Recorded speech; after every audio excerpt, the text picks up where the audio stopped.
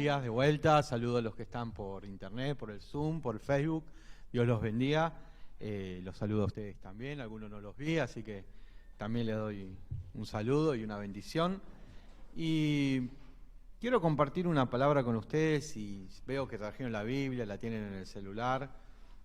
Obviamente la tenemos en el corazón, ¿no? Pero la tenemos en el celular, la tenemos en papel.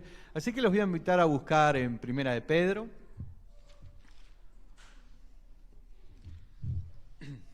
Tengo acá mi ayuda de memoria. Y estaba pensando, ¿no? Cuando estaba preparando para hoy esto, ¿no? Y estaba pensando, ¿no? ¿Cuál es el principal motivo, la primera motivación, ¿no? Laura un poquito nos estaba hablando de eso y lo cantamos recién. Y todas las canciones de hoy de alguna manera nos hablaban de esto y toda la palabra de Dios nos habla de esto. Y yo me estaba acordando de Pedro y me estaba acordando de Pedro y de los apóstoles cuando estaban ya lejos de Jesús físicamente, ¿no? Cuando Pedro escribe esta carta habían pasado cerca de 30 años desde que había visto a Jesús por última vez.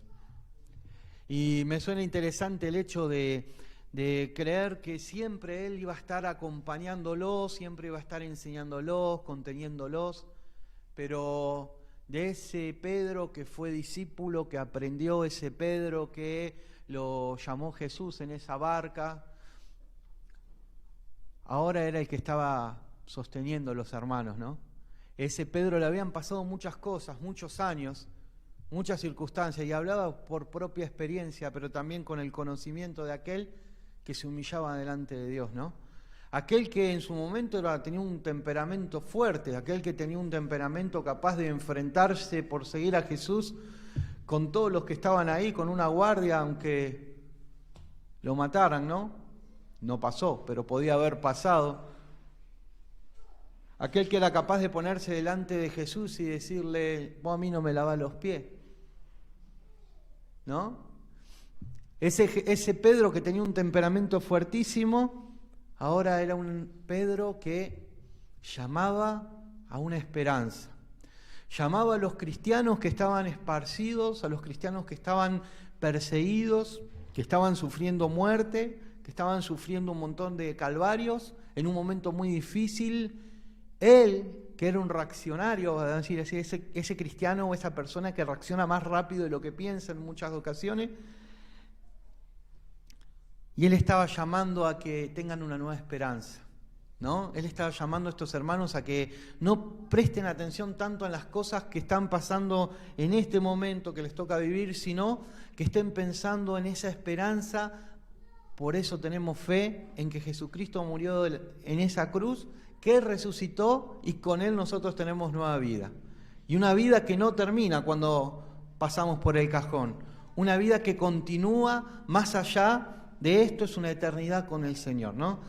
Y Pedro, en esta carta, llama a la esperanza. Yo la verdad que a veces uno lee un comentario de una Biblia, de un comentario bíblico, y nunca había leído esta de Scofield, tengo acá una Biblia de él, y él lo define a Pedro como el apóstol de la esperanza. Nunca lo había escuchado, pero evidentemente era así, porque cuando empecé a buscar por internet había un montón que decían lo mismo. O sea, el que estaba mal era yo, que no lo había visto, ¿no? Pero lo llaman el apóstol de la esperanza. Vos sabés que acá yo estoy sintiendo como un rebote, acople. No sé, deben ser uno de estos dos. Así que empecé a mirar diferentes bosquejos, diferentes comentarios, y hay un par de cosas que me llaman la atención y yo se los quiero compartir a ustedes para que, a ver si esto nos sirve a nosotros y nos edifica, ¿no?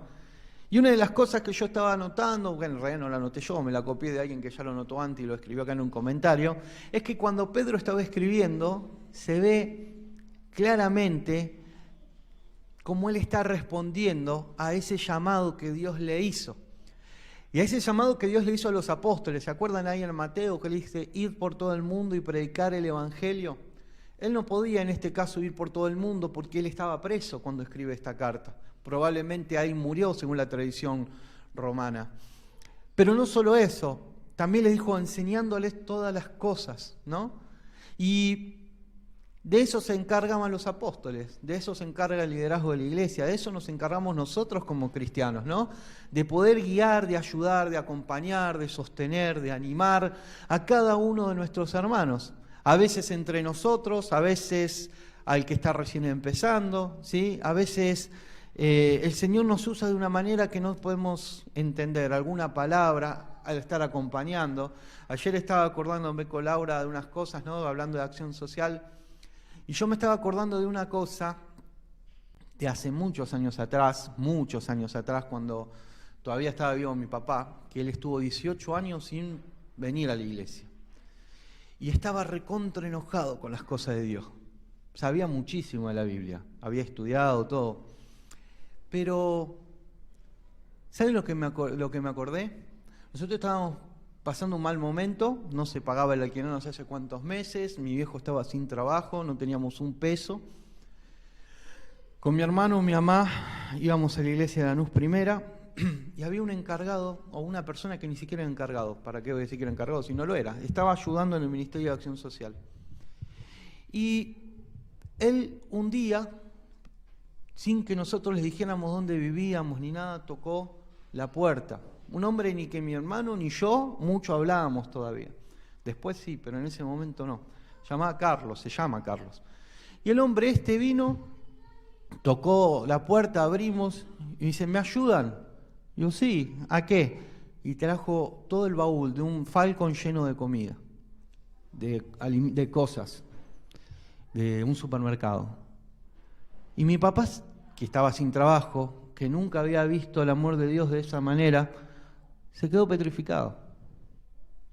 Nunca había visto a alguien agarrar de su salario, porque sabía que otro estaba necesitando, ir y gastar y llevárselo a alguien que lo necesitara. Y mi papá por meses no fue a esa iglesia, no fue, pero se hizo amigo de Carlos. Y yo me estaba acordando con Laura, digo, qué importante es el testimonio de los cristianos, porque no es que le sobraba tampoco, no era un tipo que estaba adinerado ni nada por el estilo, pero él pudo lo que no pudieron muchos pastores o muchos líderes que lo fueron a ver a mi papá. Con una pequeña acción, una gran acción, él pudo hacerse amigo de mi papá. Y mi papá pudo reconstruir su relación con Dios a partir de haberlo conocido a este hombre, que no era un predicador, que no estaba preparado en un seminario, que tenía 1000 problemas, que no era un hacendado ni nada por el estilo, era un cristiano que un día Dios lo llevó a hacer algo así. Y mi papá cambió su mirada acerca de la iglesia, cambió su mirada acerca de las cosas de Dios cuando empezó a ver que había otra forma de ser cristiano. Y no el cristiano del librito, el cristiano del papel, sino una forma activa de ser cristiano. Y yo pienso que cada uno de nosotros nos pasa esto. De alguna manera o de otra Dios nos va a cruzar con gente que está en necesidad y nos va a poner como ese obrero que el Señor dice, oren para que haya más obreros, y el Señor te va a poner ahí para que vos, que no sabés qué podés hacer, lleves palabra, lleves bendición, edifiques a alguien que todavía está alejado de Dios o que todavía nunca conoció a Dios o que nunca se rindió a sus pies.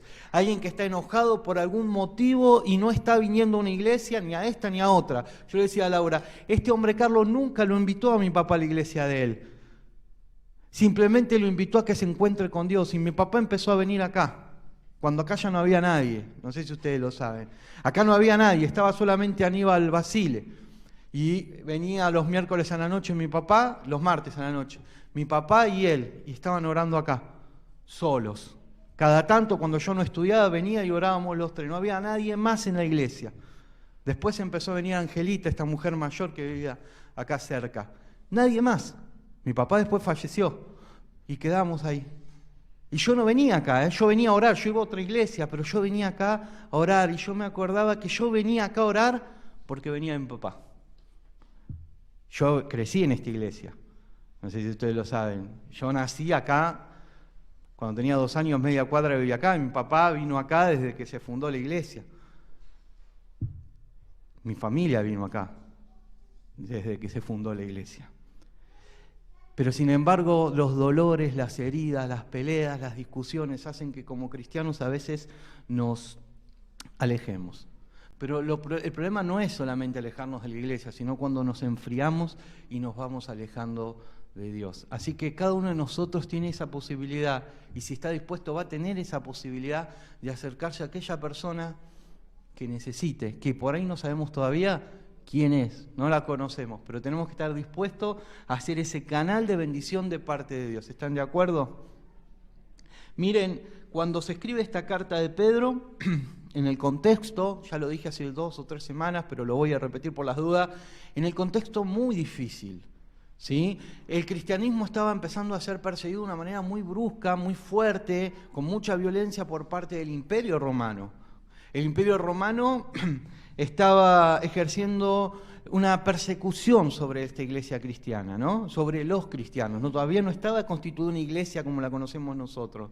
Había una iglesia, sí, estaba el Espíritu Santo, sí, pero no había toda una organización en cada uno de los lugares donde, como nosotros vamos, no sé, me voy a Monte, ahí hay una iglesia, me voy a, no sé, a Ezeiza, ahí voy a encontrar una iglesia, me voy a Virasoro en Corrientes, voy a encontrar una iglesia y siempre voy a encontrar hermanos. No era así. Muchos de los hermanos tenían que huir e irse lejos, y a esto a lo que yo me refería, cuando estaban lejos, cuando estaban a las distancias, aquellos que recién se habían convertido tenían que enfrentar un montón de cuestiones sin los apóstoles, sin el liderazgo, sin el apoyo de la iglesia, con el miedo de saber de que por decir que eran cristianos podían ser asesinados, tomados presos, capturados, ellos, sus hijos, etc. Y que a los que ellos les predicaban allá en Capadocia, en Asia, Bitinia, donde dice acá Pedro que iban, también pasaban por las mismas situaciones, ¿no? ¿Y cómo nosotros podemos ser edificados cuando, imagínense, nosotros tenemos la Biblia, ellos no la tenían. Ellos eran guiados por el Espíritu Santo y los apóstoles enseñaban, ni siquiera los apóstoles tenían la Biblia como la conocemos nosotros. Sin embargo, estos cristianos tenían que fortalecerse en el Señor, tomar fuerza en lo que habían creído, y su fe se basaba justamente en lo que habían creído. Y nosotros tenemos una Biblia para edificarnos, tenemos palabra de Dios, tenemos doctrina de un montón de apóstoles que nos hablan de parte, obviamente, del Espíritu Santo, y a veces la Biblia la dejamos de lado. Y ellos no tenían ni la Biblia, y a veces ni el conocimiento para poder leer. Para 1517, cuando se hace la Reforma cristiana allá en Alemania, la Reforma de Lutero, solamente el 1% de la población mundial, de los que había en Europa, sabía leer. 1. Estamos hablando no de 1517, estamos hablando muchísimos años antes, año 62. No estaba en el común de la gente poder leer. Algunos sí, obviamente, pero la mayoría no leía. Y entonces tenían que escuchar lo que le decían, lo que le enseñaban que decía la palabra. Pero ahora estas personas tenían que vivir su vida cristiana sin que haya alguien que los esté guiando. Simplemente dejarse a la dirección de Dios. Y Satanás, como dijimos hace un rato, no es ningún tonto. Y sabe engañar, y sabe lastimar, y sabe herir, y sabe provocar al cristiano para que el cristiano reaccione mal, para que el cristiano pierda la visión de lo que tiene que hacer, para que se enfríe. Sin embargo, hay que hacer el ejercicio de tratar de mantenerse activo en el cosa del Señor cuando estás en un mundo que te rodea, lleno de un montón de cosas que no son de Dios, y vos estás ahí queriendo llevar la luz de Dios. Ahí en el capítulo 4 de 1 Pedro habla de un montón de cosas que le invita a los cristianos a no volver a hacer, que lo habían hecho antes, pero ahora no. Envidias, borracheras, orgías, dice. Y el cristiano se tenía que frenar y decir, esto yo no lo voy a hacer, pero todo el contexto en el que vivía lo hacía. Acuérdense ustedes lo que era el Imperio Romano. Acuérdense lo que era la violencia. Los tipos pagaban una entrada para ir a ver cómo mataban a uno en una plaza. Y se gozaban en ver la sangre, y se gozaban en ver el dolor, y no era una sociedad común y corriente. Y Satanás eso lo sabía y los cristianos se tenían que enfrentar a eso y mantenerse firmes.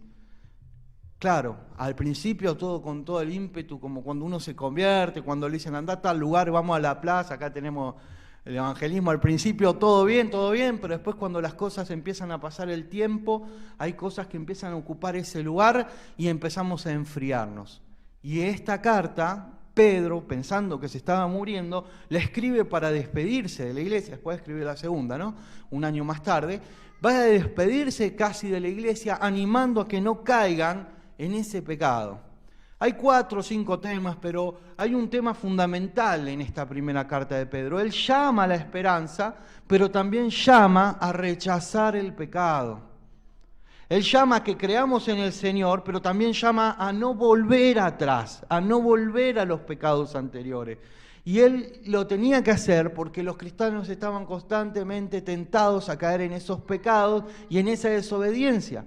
Pero no estamos hablando de cristianos formados en 20 años de un seminario o que estaban sirviendo por todo lado. Estamos hablando de cristianos que por ahí hoy nosotros diríamos pobres, no sabían leer, pobres, no tenían experiencia, pobres, no estaban reunidos en una iglesia. No creo que se hayan podido juntar con instrumentos y tocar una alabanza, no era tan fácil para ellos que estaban siendo perseguidos por el imperio, y cualquiera que los ayudaba también era perseguido por el imperio, así que tampoco tenían mucho el apoyo de los que estaban alrededor. Pero se crece. El objetivo que el apóstol Pablo tiene acá es que crezcamos que crezcamos en la palabra, que crezcamos en el conocimiento de Dios, que crezcamos a pesar de las pruebas, que crezcamos a pesar de los padecimientos, del sufrimiento, del dolor, de estar solo. Tenemos que seguir creciendo en las cosas de Dios. Y esto no es una opción. Esto no es algo simplemente que se va a dar porque sí. El crecer tiene que ver con la disponibilidad que uno tiene de que el Espíritu Santo se mueva en uno. El apóstol Pablo le dice a la iglesia de Corinto, no sé si ustedes se acuerdan, en el primer capítulo, que el crecimiento lo da Dios, ¿verdad? Pero el Espíritu Santo, también dice Pablo en Efesios, es dado por Dios. Cuando nosotros creemos en el Señor, Él pone en nosotros el querer como el hacer, y cuando nosotros entregamos nuestra vida a Él, nos llena con su Espíritu Santo, con un objetivo, que hagamos buenas obras. Si yo tengo el Espíritu Santo, pero yo me callo, es como Jesús decía, ¿se acuerdan? Con la lámpara, ¿quién tiene una lámpara y la esconde? Nadie, ¿no es verdad? Nadie. Nosotros somos llamados por el propio Jesús a ser sal en este mundo. Si nosotros somos sal y no salamos, no sirve. Somos sal para salar. En aquel momento, porque uno dice, bueno, la sal, ¿no? Yo siempre digo lo mismo. Yo cuando estaba estudiando me enteré para qué era la sal. Yo lo leí 20 veces, 1000 veces ese versículo, lo escuché 1000 veces. Pero la sal en la época de la Biblia no se usaba para salar, se usaba para mantener, para conservar los alimentos. Mucho tiempo después en la historia también. ¿Qué quiero decir? Nosotros no estamos llamados simplemente para darle gusto a la gente. Nosotros estamos llamados para conservar el mensaje de Dios y que la gente que se entrega a Cristo sea conservada en las cosas de Dios. Ese era el objetivo de la sal en aquel momento, ¿no? Vean lo que dice 1 Pedro capítulo 1, versículo 3, si no me equivoco. Sí, acá está. Bendito el Dios y el Padre de nuestro Señor Jesucristo, que según su gran misericordia nos hizo renacer para una esperanza viva por la resurrección de Jesús de los muertos. Vuelvo a leerlo. Bendito el Dios y Padre de nuestro Señor Jesucristo, que según su gran misericordia nos hizo renacer para una esperanza viva por la resurrección de Jesucristo de los muertos. Ustedes saben, hay muchas versiones, alguna varía, una u otra. Hoy me traje esta yo, ¿sí? Pero en alguna dice grande, en alguna dice gran, en alguna dice enorme, ¿sí? Pero bueno, es lo mismo, ¿sí? Es decir, nos están explicando de que nosotros por misericordia de Dios fuimos llamados a una nueva esperanza. Ahora, empieza de esta manera, y hay muchos versículos en este libro, por lo menos ya les voy a decir 1, 2, 3, 4, 5, 6, 7 versículos que nos hablan de esperanza acá en Pedro, de que tengamos esperanza, que fuimos llamados para que tengamos esperanza, ¿no? Pero mire lo que dice ahí nomás, porque seguimos leyendo, ahí nomás en el versículo 7 dice, para que sometida a prueba vuestra fe, mucho más preciosa que el oro, el cual aunque perecedero se prueba con fuego, sea hallada en alabanza, gloria y honra cuando sea manifestado Jesucristo. Si los digo de otra manera, nuestra fe va a ser probada. Tu fe va a ser probada. Mi fe va a ser probada. ¿Sabían? Nuestra fe ya fue probada y va a seguir siendo probada, pero tiene un sentido que nuestra fe sea probada. Nuestra fe va a ser probada para ver nuestra fidelidad a Dios. Ahí dice, para que nuestra fidelidad, dice en otra versión, a Dios, para que en el día que Él retorne sea hallada nuestra fidelidad. Para que el día que Él retorne sea hallada nuestra vida en fidelidad. Es decir, que mi fe va a ser probada, pero yo, a pesar de los problemas, a pesar de la forma de la prueba, no importa cuál fuera, una enfermedad, falta de trabajo o lo que fuera, cualquier tipo de conflicto, pero para que yo sea hallado fiel a Dios. Y esto significaba a esos cristianos que estaban ahí, que no se vayan tras otros ídolos, que no se vayan tras las cosas que el mundo les ofrecía. Significaba que su fe iba a ser probada, pero ellos tenían que ser fieles a Dios. O sea, el objetivo de esa prueba es que ellos se mantuvieran en lo que habían creído. ¿Sí? Y en el contexto de ellos era mucho más difícil quizá de entender que hoy, pero hoy nosotros decimos y vemos que cada día el mundo está más difícil, la sociedad está más firme en hacernos caer como cristianos. A veces no nos damos cuenta, filosofías, pensamientos, cosas que nos vienen, que leemos, que tenemos que hacer, y nos van de alguna manera trabajando. Y si uno no se aferra a la palabra, y si uno no se aferra a lo que sabe de Dios, y a lo que Dios le habló, y a los que les enseñan, y a lo que puede uno aprender en la palabra de Dios, estamos en un problema porque solos no vamos a poder. Dios construyó la iglesia y el objetivo de la iglesia es que juntos nos fortalezcamos, es que juntos nos edifiquemos y es que juntos vayamos por este tiempo que nos toca vivir acá anunciando el Evangelio. Y en el versículo 13 dice, por tanto, en esta versión dice así, por tanto, ceñid los lomos de vuestro entendimiento. ¿Sí? Su fe va a ser probada, lo vuelvo a decir así cortito, mi fe va a ser probada para ser hallada fiel a Dios. Así que por lo tanto, ceñid los lomos de vuestro entendimiento, ser sobrio y esperar por completo en la gracia que os traerá cuando Jesucristo sea manifestado. Esto significa de que cuando uno es probado, el objetivo de nuestra fe es que nosotros sigamos teniendo esperanza en Dios. El objetivo de mi fe no es por decir, pobre Pablo, mirá qué mal la está pasando, pobre Laura, qué mal la está pasando, y lo vamos y... No, a veces uno dice, mira las cosas, cuando en realidad esa persona está siendo edificada, está siendo fortalecida en el medio de la prueba, o por lo menos debería serlo. Hay pruebas muy difíciles, sí, obvio, pero el objetivo de la fe es que nosotros seamos edificados y que entendamos que en esa prueba nosotros somos edificados. Hay veces que tratamos de evitar la prueba, que tratamos de que no nos pase nada, que tratamos de eludir aquello que Dios me está llamando para evitar tener un conflicto familiar, para evitar tener un conflicto económico, para evitar hacer otras cosas. Yo voy y hago lo que sé que Dios me dice que no haga. Y entonces no voy a ser edificado de la misma manera. No voy a ser fortalecido. Mi fe no va a ser la misma si yo me mantuve firme a lo que Dios me habló y a lo que Dios dice en su palabra, a que si yo busqué otra alternativa. No me alcanza la plata, voy y me juego lo poco que tengo en la quiniela. Por más que gane, ¿será una bendición de Dios? No, ¿verdad? Por más que gane, ¿será una bendición? No, no va a ser una bendición de parte de Dios. Tenemos que ceñir, prestar atención, estar atentos a que en el medio de la prueba nosotros tenemos que ser edificados, busquemos ser edificados en el Señor.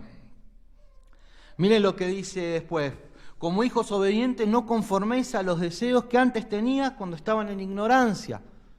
O sea que Pedro, otra vez digo Pablo, pero es Pedro, está diciendo que no seamos ignorantes y que nosotros que seamos hijos obedientes, que no volvamos atrás, que no nos conformemos con esas cosas, sino que busquemos obedecer a Dios. Cada día pasamos por tentaciones mayores. Y mientras más firmes estés en el Señor y mientras más te comprometas a trabajar con Él, más vas a estar en el camino del enemigo para que te tiente, para que vos caigas, para que tu familia se rompa, se divide, te quedes sin trabajo o lo que pase. Pero eso no tiene que hacer que vos dejes de ser fiel a Dios. Y fiel a Dios no significa simplemente en una ofrenda, no significa solamente venir un domingo, ¿no? Vamos a ver lo que dice más adelante. Bueno, me olvidé de leer el versículo 15, que es un versículo muy interesante, ¿no? Dice: aquel que os llamó es santo, sed también vosotros santos en vuestra manera de vivir. Santos es la palabra que significa apartados, distanciados. En el hebreo antiguo significaba tomados por Dios o para Dios. Eso es lo que significaba santo. Santo es aquel que dice, bueno, a pesar de todo esto, yo me aparto de lo malo y voy a seguir en el camino de Dios. Y voy a ser fortalecido en las cosas de Dios porque es su promesa, porque Él va a cumplir su palabra, porque yo estuve fiel. Ahora, si yo flaqueo, no voy a esperar que Dios me edifique. Si yo voy a buscar ayuda a través de otras cosas, no voy a esperar que Dios me fortalezca. Dios me va a enseñar. Dios me va a llamar a que me reencuentre con Él. Dios va a tener misericordia, pero de eso yo no voy a salir edificado. Dice el apóstol Pablo, ustedes se acordarán, ahora de memoria no me voy a acordar del versículo, capaz que alguno se lo acuerda, porque tengo muchos hermanos memoriosos por acá, que dice,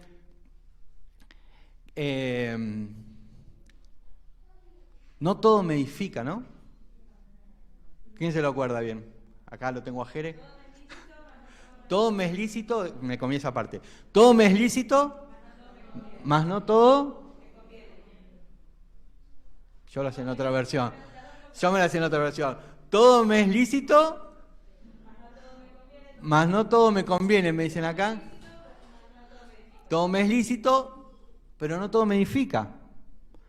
O sea, nosotros podríamos hacer cualquier cosa y eso significa que me va a edificar. No, no todo me va a edificar. No todo me es lícito en el sentido de decir Dios permite todo. Dios no permite, lícito significa permitir, ¿verdad? Dios no permite todo. Hay cosas que me van a edificar y hay cosas que no me van a edificar. Y yo tengo que ver hacia dónde pongo y hacia dónde apunto mi vida. Si yo hago lo que Dios no quiere, no voy a ser edificado. Eso cae de maduro, ¿no? Acá nos dice que tenemos que ser santos en toda nuestra manera de vivir. Y yo pensaba en estos hermanos, vuelvo al contexto, estos hermanos que estaban viviendo en lugares tan distantes de donde estaba creciendo la iglesia, donde habían estado viviendo todo ese tiempo, recibiendo palabra, doctrina, enseñanza de los apóstoles, los diáconos, ver milagros, sanidades y cosas maravillosas de parte de Dios, y ahora estaban lejos. En el capítulo 1, versículo 1, nos explica esto. Dice, a los expatriados de la dispersión en Ponto, Galacia, Capadocia, Asia, Bitinia, Pedro le escribe a los que estaban lejos, que ya no estaban pudiendo ser edificados, ni viendo a los diáconos haciendo esos milagros, ni a los apóstoles, sino a aquellos que se la tenían que bancar quizás solos, en el medio del silencio, pero con una fe interior que no se apagaba con nada, ¿verdad? A esos les estaba escribiendo igualmente, a pesar de la voluntad que tenían, vivan en santidad. Porque una cosa es la voluntad que nosotros tenemos y otra es la disponibilidad que nosotros tenemos a hacerlo. Yo puedo tener una voluntad enorme de hacer un montón de cosas, pero si no me muevo para hacerlo, no lo voy a hacer. Y puedo querer hacerlo, puedo querer prepararme, ¿no? Yo me acuerdo de un caso, no sé si ustedes se acordaban, de una persona que estudió en la universidad un montón, se recibió, pero después tenía que ir a hacer un trámite para que le den una matrícula. Y no lo hacía. ¿Y para qué estudió si no podía ejercer? Porque hay toda una burocracia una vez que uno se recibe en la UBA, ¿no? ¿Y para qué estudió? Bueno, nosotros podemos tener toda la disponibilidad de ir a estudiar, prepararnos, hacer de todo y que me falte el último final, para decirlo así, no recibirme. ¿Para qué hiciste todo lo otro? Si no, no se rían. Si no van a hacer el último final. Hay gente acá que se siente aludida. No. Prepárate, te preparaste, hacé todo, ya estás ahí, bueno, seguí, esforzate, ¿no? Lo hacemos en el mundo, cuanto más en lo espiritual. Conociste de Cristo, conociste de su amor, de su misericordia, conociste su perdón, conociste sus brazos conteniéndote, conociste su palabra, conociste que Él te apoya, que Él te sostiene. ¿Por qué no vas a vivir en esa santidad que Él te está pidiendo si sabes que es lo mejor para vos y lo mejor para cada uno de nosotros? Pedro lo escribe en un sentido de decir, bueno, sean obedientes y vivan en santidad. Yo se los parafraseo por mí. Sean obedientes y vivan en santidad. No sean ignorantes. Vivan en la santidad que Dios pide. Ahora sí, hay una cosa que nosotros tenemos que entender, ¿no? En el capítulo 2 de Pedro empieza de una manera media rara. A la iglesia esta le está diciendo a los hermanos, desechando pues toda malicia, todo engaño, hipocresía, envidia y todas distracciones, desead como niños recién nacidos la leche espiritual no adulterada para que por ella crezcáis para salvación. Y acá yo le puse así como un subtítulo que decía creciendo en el conocimiento. ¿Sí? Creciendo en el conocimiento de Dios. Nosotros no nos podemos quedar estancados, debemos crecer. Pero me llama la atención todas las cosas que le dice a estos cristianos que tenían que dejar. No le está hablando a gente del mundo, no le está hablando a alguien para que se convierta a Cristo. No, le está hablando a cristianos que ahora estaban viviendo esto, pero le dice desechando, tirando, dejando de lado toda malicia, todo engaño, hipocresía. ¿Acaso como cristianos podemos tener malicia en las cosas que hacemos? ¿Podemos buscar engañar a alguien para sacar una ventaja? ¿Podemos tener hipocresía, envidia? No. Pero si lo escribe por algo será. Un día le preguntaremos a Pedro por qué lo escribió. Él conocía el entorno en el que vivía. Nosotros lo tocamos de oída, ¿no?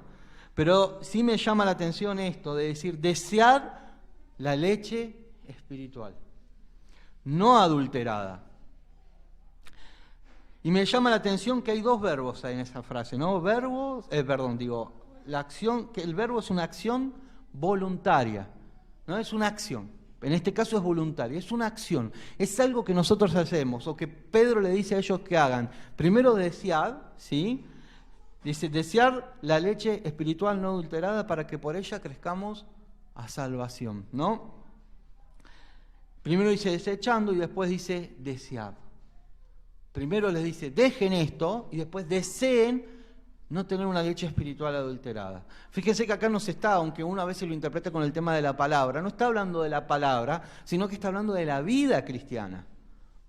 Pablo describe, ahora sí Pablo le escribe a los corintios, ¿sí? El tema de la vianda, ¿no? Ustedes necesitaban con leche, cuando yo les tendría que dar vianda, ahora les tengo que volver a dar leche porque no crecieron, no maduraron.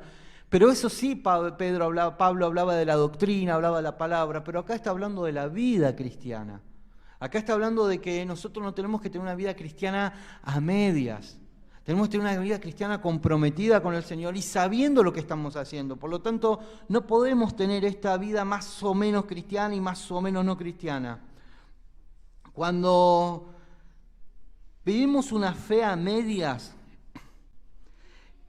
yo busqué algunos versículos, algunas cosas que me explicaran qué era esto, ¿no? Y encontré algunas cosas que me llaman la atención, que algunos escriben por internet, ¿no? Y una de las cosas que decía un pastor era que vivir una vida espiritual a medias es tomar un versículo bíblico y solo tomar la parte que a mí me gusta, la parte que a mí me conviene. Tomo de la doctrina lo que a mí me edifica, pero lo que me llama, lo que yo creo que me edifica, ¿no? Pero lo que me llama a mí a un compromiso, un cambio, a dejar de lado cosas, eso no lo tomo. Entonces entiendo la Biblia a medias, ¿sí? Ahora vamos a ver un ejemplo que a mí me llamó la atención de esto, ¿no? Ahí en el versículo 9, capítulo 2, versículo 9, porque Pedro siguió escribiendo, dice, mas vosotros sois linaje escogido, real sacerdocio, nación santa, pueblo adquirido por Dios. Ah, miren todo lo que somos. Qué bueno eso. ¿Sabías que vos sos una nación santa? ¿Sabías que vos sos un real sacerdocio? ¿Que vos fuiste elegido por Dios? ¿Que la iglesia fue elegida por Dios? Sí, ¿verdad? Todos lo sabemos. Pero esto no termina ahí. O sea que si yo hago mi doctrina o mi fe solo en decir lo que Dios me hizo, yo soy hijo del rey, buenísimo, pero no termina ahí. El mensaje continúa, dice, para que anunciéis las virtudes de aquel que os llamó de las tinieblas a su luz admirable. Sos hijo del rey, es verdad. Sos santo porque Dios te hizo santo, es verdad. Pero también Dios nos dio un trabajo con esa santidad, con esa separación. Dios te mandó a vos a que en el lugar donde vos estés, vos seas luz. Que en el lugar donde vos estés, prediques la palabra, anuncies. O sea, sos hijo de Dios, eso significa sos predicador. Sos hijo de Dios significa que tenés que vivir como hijo de Dios. Y esto nos lleva a otro punto que tiene que ver con el dar defensa de nuestra fe. Que a veces nosotros de esas partes como que, bueno, soy cristiano, pero ahí medio como que nadie se da cuenta que soy cristiano, ¿no? 11 veces, 5 capítulos, solamente 5 capítulos. Del capítulo 3 en adelante, 11 veces se utiliza en el original la palabra o el término que nosotros traducimos al español, padecimiento. 11. Me llama la atención, digo, pero tantas veces tenés que decir la misma palabra, tantas veces, no había otra, no. Porque cada una de esas 11 veces está hablando de 11 cosas diferentes, de cómo nosotros como cristianos vamos a padecer, como nosotros como cristianos debemos dar defensa de nuestra fe, que el mundo nos va a provocar y nosotros tenemos que mantenerlo. Dice, ¿qué cosa? ¿Qué justicia? O sea, ¿se acuerdan de la justicia? Dice, si yo soy vituperiado por algo malo que yo hago, obvio.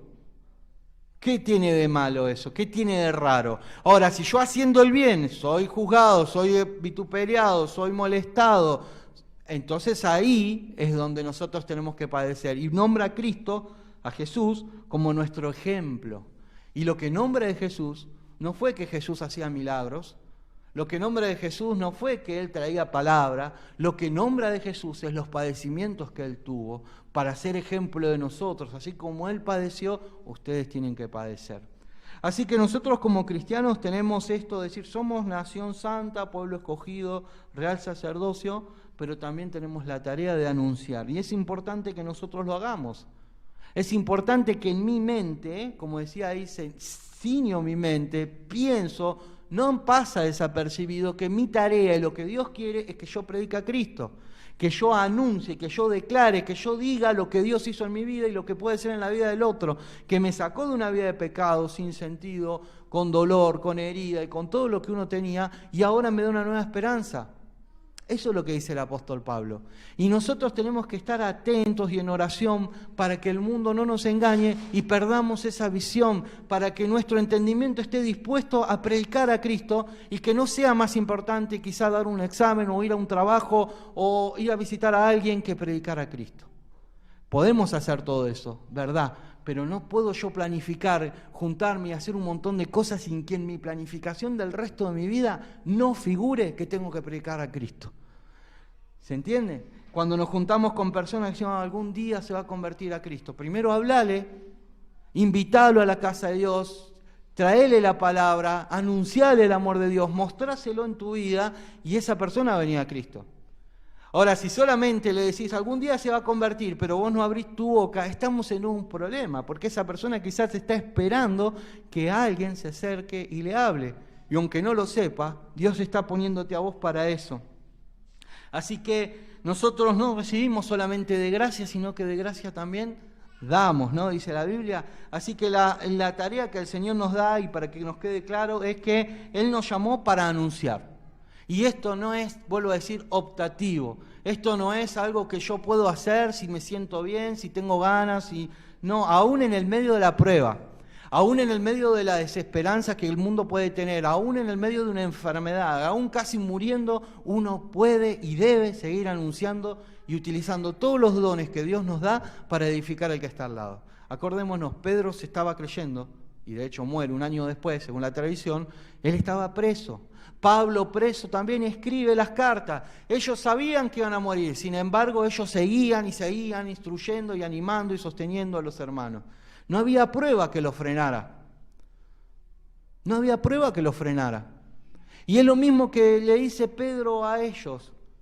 Ustedes están pasando pruebas tremendas, sin embargo, que nada los frene en la esperanza que tienen. Que nada los frene en seguir a Cristo, que no haya prueba que los haga dudar, que no haya prueba que los haga volver atrás. Ustedes tienen que ir para adelante.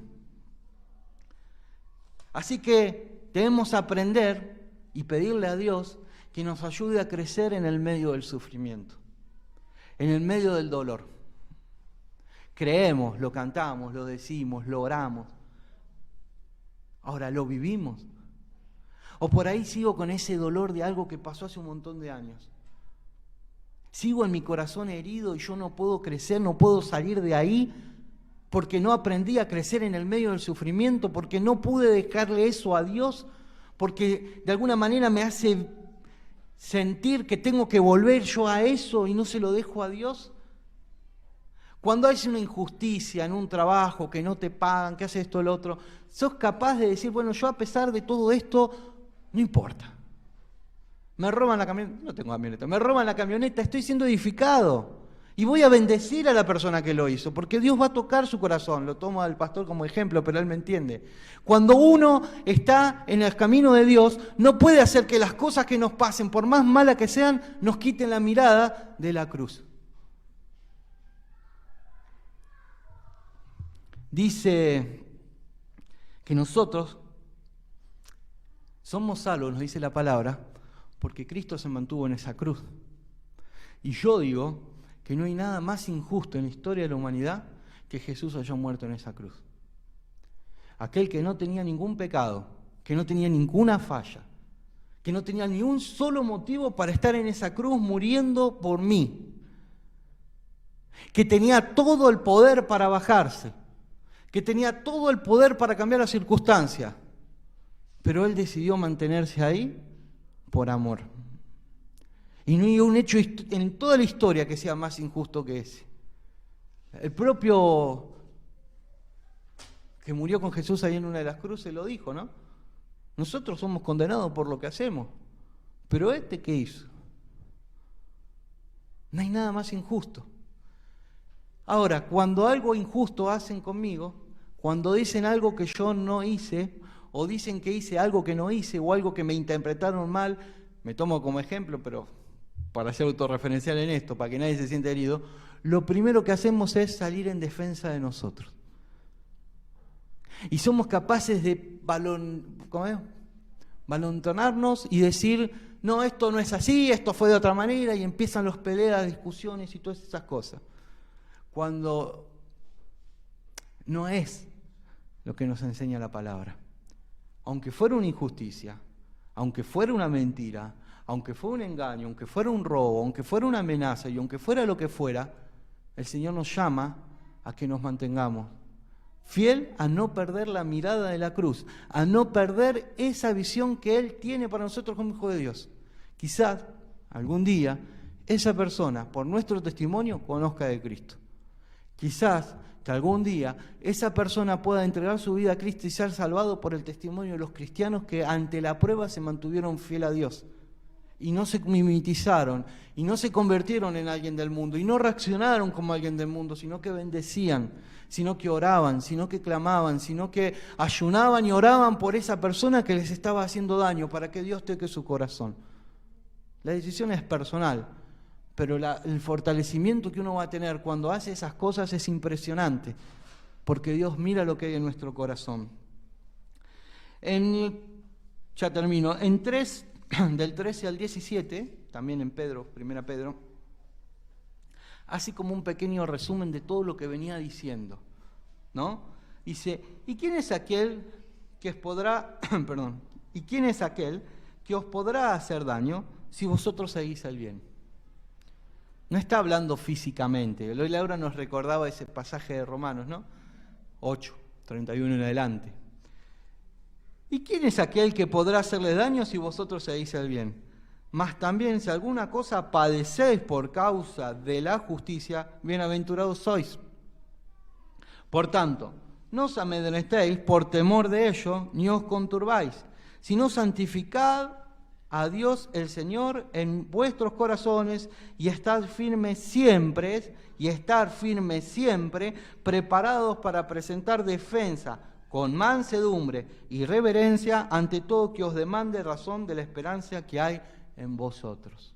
Y esto puede ser cualquier persona del mundo, puede ser un jefe, puede ser una familia, puede ser un padre, puede ser un hijo, puede ser quien sea. Pero la palabra nos dice que nosotros tenemos que siempre con mansedumbre estar dispuestos a mantener esa fe y dar defensa de esa fe.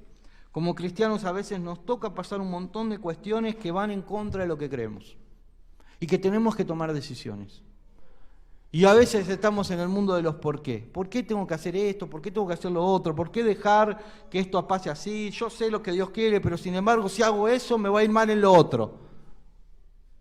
¿Y qué hago si me pasa esto? ¿Y qué hago si me pasa lo otro por ser fiel a Dios? Muchas veces nos puede pasar esto.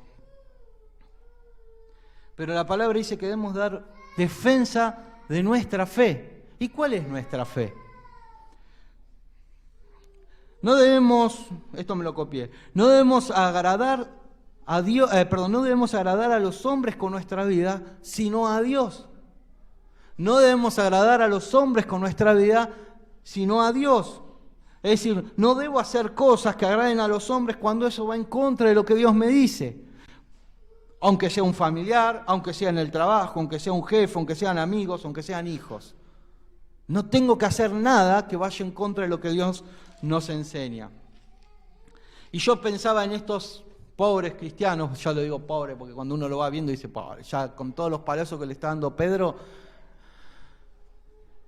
¿Y cómo hacían ellos para enfrentarse a todos y decir yo soy cristiano?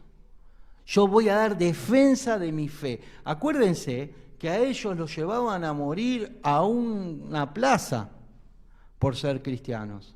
No estamos hablando de un hecho, bueno, me peleo con tal y ya fue, no. Estamos hablando de cosas serias y a ellos les decía, no nieguen la fe. Ustedes no tienen que negar la fe, ni con acciones ni con palabras, ¿no? Y a ellos les decía que tenían que dar defensa de esa fe. Y a veces en cuestiones particulares, en nuestras condiciones de ser humano acá de cristiano, nos limitamos y no damos defensa de esa fe. Que cuando puedo decir algo que es de Dios, no lo digo, me callo. Que cuando tengo que hacer algo que Dios me pide, no lo hago, me quedo. En Lucas, otra de las cosas que nos dice la palabra, en Lucas 9:23, pasaje muy conocido, Jesús decía, si alguno quiere venir en pos de mí, niégase a sí mismo, tome su cruz cada día y sígame. Porque todo el que quiera salvar su vida la perderá, y todo el que quiera perder su vida por causa de mí, éste la salvará. Pues ¿de qué aprovecha el hombre si ganara todo el mundo y destruyese o se pierde a sí mismo? Porque el que se avergonzara de mí y de mis palabras, de éste se avergonzará el Hijo del Hombre cuando venga en su gloria. Y en el de la palabra de los santos ángeles. Así que el Señor nos llama a vivir de esa manera. Y yo estaba pensando, ¿tengo que tomar mi cruz cada día? ¿No alcanzó el día que levanté la mano y dije, yo ahora creo en Cristo, el día que me bautizaron? Dice que cada día. El que quiere seguirlo tiene que tomar su cruz cada día. O sea, tomar eso que lo va a llevar a Él y seguirlo. Primera Pedro, ya ahora sí, me quedan 2 versículos nomás. Primera Pedro 5, dice 6 en adelante, nos dan unos tips, nos da unos puntos. Pedro dice todo esto, pero le termina dando unos puntos fundamentales que nos sirven a nosotros para decir, bueno, ahora nos va a decir cómo hacer todo esto. Cómo hacer para dar defensa, cómo hacer para resistir, cómo hacer para aguantar los padecimientos, el sufrimiento, el dolor y ser edificado. Dice, humillaos pues bajo la poderosa mano de Dios para que Él los exalte cuando fuera tiempo. El primer punto que nos habla es de vivir humillados a Dios. El segundo dice, echando toda vuestra ansiedad sobre Él, porque Él tiene cuidado de vosotros. O sea que primero debemos ser humillados y de lo segundo tenemos que dejar toda nuestra ansiedad delante de Él. Y confiar. Y confiar en sus promesas, y confiar en sus cuidados, y confiar en su provisión. Me acordaba de ese pasaje de los pajaritos que tantas veces dijeron los chicos acá hace unos años, ¿no? Todos los domingos. Si Él cuida de las aves, cuidará también de mí. ¿Lo creemos? Si Él cuida de las aves, cuidará también de mí. Entonces no tiene que haber algo que me lleve a pensar de que Dios no me va a cuidar, que Dios no me va a proveer, que Dios no me va a sostener, si Él va a cuidar de mí.